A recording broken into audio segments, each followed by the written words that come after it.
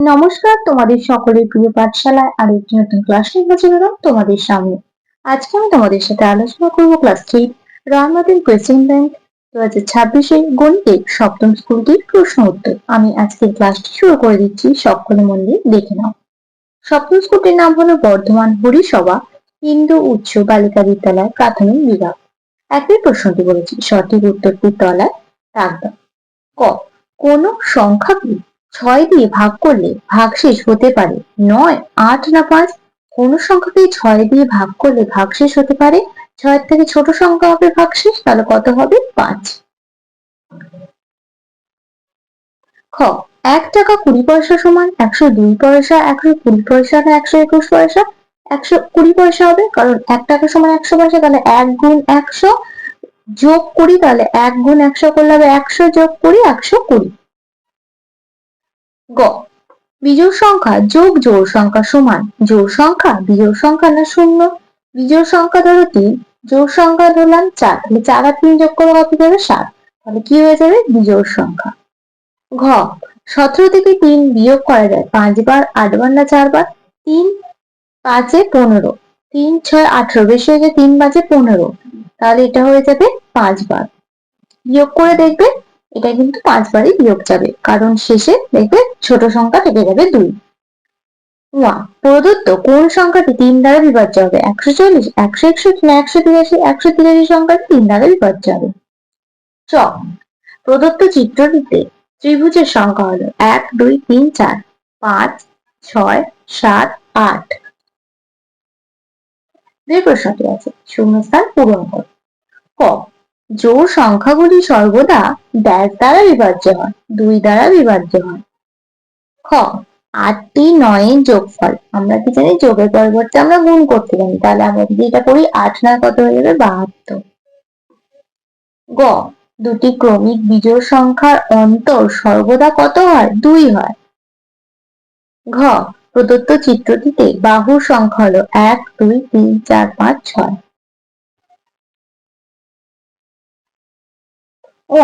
এক অঙ্কের বৃহত্তম বিজোড় সংখ্যাটি হলো 9। তিনের প্রশ্নটি আছে, বিন্যাস করে দেখাও। ক, প্রথমে তীর চিহ্নটা ডান দিকে আছে, তারপর নিচে, তারপর বাঁ দিকে আছে, তাহলে পরে তীর চিহ্নটা কি হয়ে যাবে? উপর দিকে হয়ে যাবে। তারপরে দেখো, উপর দিকে আছে নিচের দিকে আছে, তারপর দুটো আছে উপর দিকে, তাহলে দুটো হয়ে যাবে নিচের দিকে। চারের প্রশ্নটি আছে, নিচের প্রশ্নটি যথাযথ সমাধান করে দেখাও। 11 থেকে 20 এর মধ্যে জোড় সংখ্যাগুলি পর পর লেখো।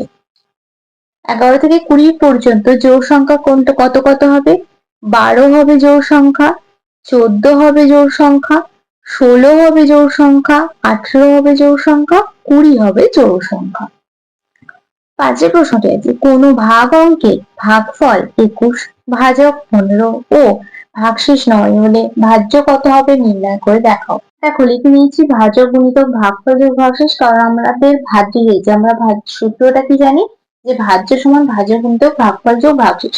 আমাদের দেখো এখানে বলে দিয়েছে ভাজক ভাগফল 21, ভাজক 15, ভাগশেষ 9, তাহলে ভাজক 15, ভাগফল 21, ভাগশেষ 9, এটা বলে দিচ্ছি, তাহলে আমরা ভাজ্যটা আমাদের বের করতে হবে। 1521 গুণ করে 5 1 5 1 1 1 5 2 10 0 8 1 1 2 1 3 315 315 যোগ 9, এবার 10 বা 12 14 4 হাতে 1 থেকে 2 3, তাহলে ভাজ্য পেয়ে গেলাম কত? 324। 6 প্রশ্নটি বলেছে ভাগ করে ভাজ্য ভাজক ভাগফল ভাগশেষ দেখাও। 812 ভাগ 8,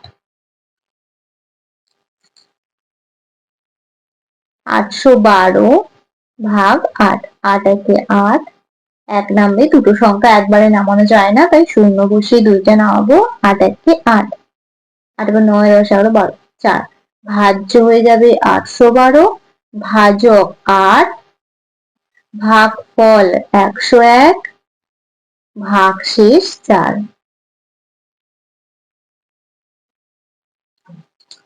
7 প্রশ্নটি বলেছে 705টি পেয়ারা 7টি বস্তায় সমান সংখ্যায় রাখলে প্রত্যেক বস্তায় কতগুলি করে পেয়ারা রাখা যাবে? কি করতে হবে? 705 ভাগ 7 করতে হবে। 705 ভাগ 7 করতে হবে। 7 একে 7, 0 নামবে, 0 খাই 0, 5 নামবে, 0 খাই 0। তাহলে উত্তরটা কি লিখবো? প্রত্যেক বস্তায় কতগুলো করে পেয়ারা রাখা যাবে? প্রত্যেক বস্তায় 100টি করে পেয়ারা রাখা যাবে। তারপরে 8 প্রশ্নটি বলেছে, দীপু বাজার থেকে 18 জোড়া পেন কিনে আনলো। তার মধ্যে 7 জোড়া পেন সে তার বোনকে দিয়ে দিল। তার কাছে আর কটি পেন রইল? আমরা কি জানি? এক জোড়া সমান কটা হয় জানি? দুটো। এক জোড়া সমান দুটি। তাহলে এখানে বলেছে দীপু বাজার থেকে 18 জোড়া পেন কিনে এনেছে। তাহলে 18 জোড়া মানে কত হবে? 18 গুণ 2, 18 দুগুণে 36টি। এবার বলেছে যে তার মধ্যে 7 জোড়া পেন সে বোনকে দিয়ে দিল। বোনকে দিয়ে দিল 7 জোড়া পেন, মানে 7 গুণ 2, 7 জোড়া সমান 7 গুণ 2 সমান 14টি। বলেছে তার কাছে আর কটি পেন রইল? অতএব তার কাছে পেন রইল 36 ভাগ 14 সমান 22টি পেন। আশা করছি অঙ্কটা তোমাদের বোঝাতে পারবে। 9 প্রশ্নটি বলেছে, তোমার কাছে মোট 90 টাকা 50 পয়সা আছে। তুমি বাজারে গিয়ে 32 টাকা দিয়ে একটি খাতা, 3 টাকা 50 পয়সা দিয়ে একটি পেন্সিল ও 12 টাকা 50 পয়সা দিয়ে একটি পেন কিনলে। তোমার কাছে আর কত টাকা অবশিষ্ট রইল? তাহলে প্রথম আমরা কি করব? খাতা, পেন্সিল আর পেন এই তিনটাকে আমরা যোগ করে নেব। খাতা কিনলো 32 টাকা দিয়ে, 32 টাকা 00 পয়সা। পেন্সিল কিনলো, পেন্সিল 3 টাকা 50 পয়সা। আর পেন কিনলো 12 টাকা 50 পয়সা। তিনটে কি করব? যোগ করব। 0, 5 এ 5 10, 3 এ 5 এ 7, 3 এ 4, 47 টাকা 100 পয়সা। এবার 100 পয়সাটা আমাদের টাকার ঘরে এক যোগ হয়ে যাবে। কত হয়ে যাবে? 48 টাকা। এবার প্রথমে কত টাকা ছিল? 90 টাকা 50 পয়সা ছিল। তাহলে 90 টাকা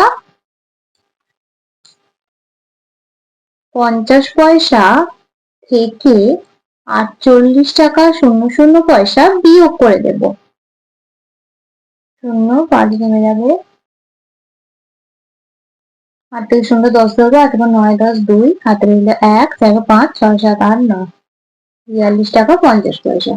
তোমার কাছে আর কত টাকা অবশিষ্ট রইল? অতএব আমার কাছে 42 টাকা 50 পয়সা অবশিষ্ট রইল।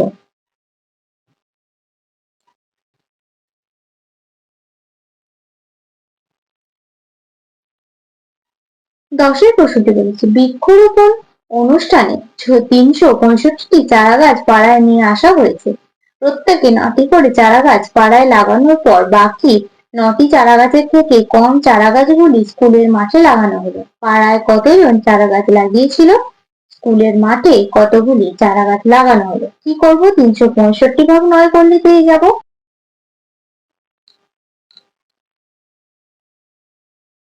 4 9 36, 9 থেকে 5টা ছোট, তাহলে 0 পাই, 0 বসিয়ে দেবো। অতএব দিয়ে কি লিখে দেবো? যে পাড়ায় কতজন চারা গাছ লাগিয়েছিল? পাড়ায় 40 জন চারা গাছ লাগিয়েছিল। স্কুলের মাঠে কতগুলি চারা গাছ লাগানো হলো? স্কুলের মাঠে 5টি চারা গাছ লাগানো হলো। তাহলে স্টুডেন্টস, আজকের ক্লাসটি এখানে শেষ করছি। খুব তাড়াতাড়ি আরো একটি নতুন ক্লাস নিয়ে হাজির হবো তোমাদের সামনে। যদি তোমাদের আজকের ক্লাসটি ভালো লেগে থাকে তাহলে অবশ্যই লাইক, কমেন্ট, সাবস্ক্রাইব এবং বন্ধুদের সাথে শেয়ার করতে একদমই ভুলবে না। সকলে সুস্থ থাকবে, স্বাভাবিক থাকবে। সকলকে অসংখ্য ধন্যবাদ জানাই।